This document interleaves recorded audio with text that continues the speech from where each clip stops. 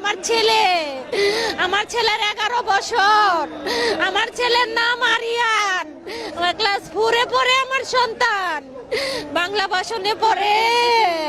আমার ছেলে সারা শোল পুড়ে গেছে, আমার ছেলের সারা শোল পুড়ে গেছে, মাথার চুল দিয়েও পুড়ে গেছে। আপনারা কখন জানতে পেরেছেন বা কিভাবে জানলেন? আমরা শুনছি যে স্কুলে আগুন ধরতে পারে, আমার জালের ছেলে ও যাইয়া হসপিটালে নিয়েছে, সাথে লুকা ছিল, ওরা সবাই নিয়েছে। আমিও হসপিটালে যাইয়া দেখছি ওরে যে পানি ঢালতেছে, খালি পুরা শরীর পুড়ে গেছে, প্যান্ট সহকারে পুড়ে শরীরের সাথে লাগিয়ে গেছে। আরেকজন স্বজনের সাথে কি বলবো, দোয়া করেন সবাই যাতে আমাদের ছেলে সুস্থ হয়। বলার মতো ভাষা নেই আমাদের।